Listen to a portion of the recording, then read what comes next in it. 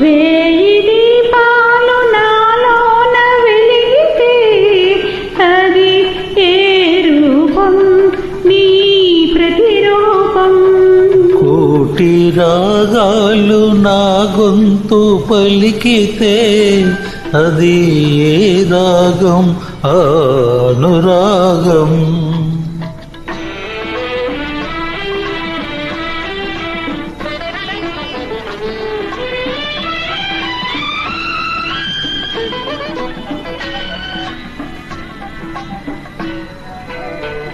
ఈ చీకటి కన్నుల వాకిలిలో వెలు